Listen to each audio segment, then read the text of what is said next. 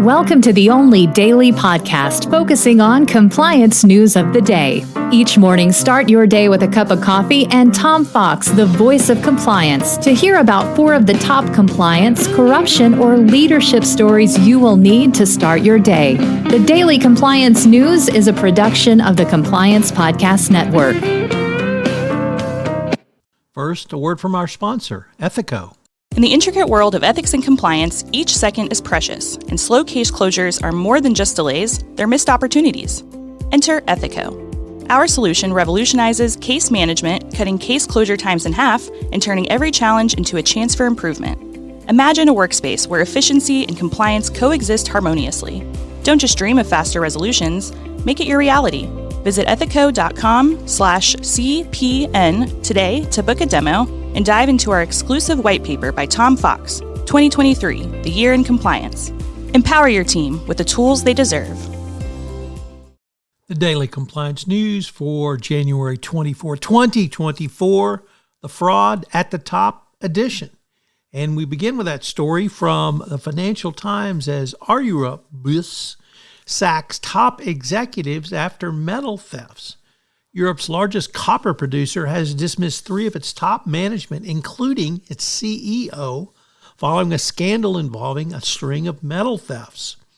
The decision came after the company launched an independent legal review into the responsibility of the executive board in connection to a long-running fraud involving suppliers and employees, which the company estimated had cost it over 169 million euros.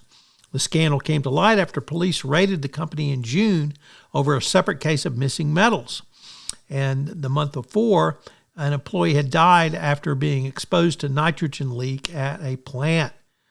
3 executives have allegedly taken accountability of the serious cases of the fraud. So what do you do when your CEO is involved in a fraud?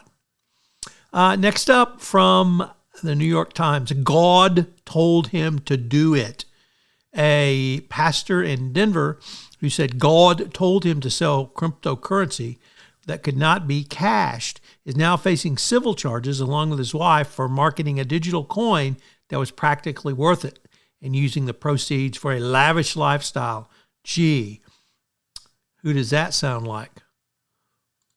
Next up from Reuters, Martin Shkreli, perhaps the most hated man in New York, once known for hiking prices of a life-saving drug by more than 4,000%, cannot return to the pharmaceutical industry after a federal appeals court upheld his lifetime ban, showing once again complete tone deafness.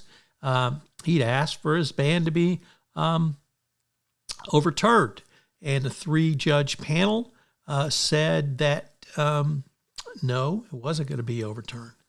And what's interesting is thereafter, the New York Attorney General announced that this case was a newfound precedent that fit another case she brought. Against who? Donald Trump.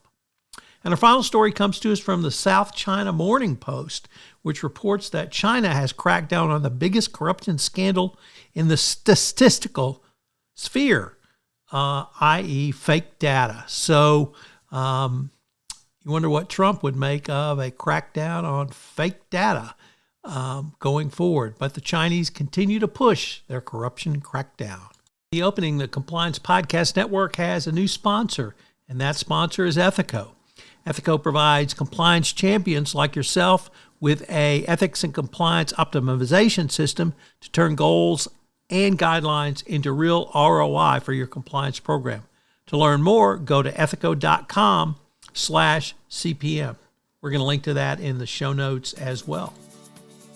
The Daily Compliance News is a production of the Compliance Podcast Network and a proud member of C-Suite Radio. Thanks so much for listening. I hope you'll join me again tomorrow.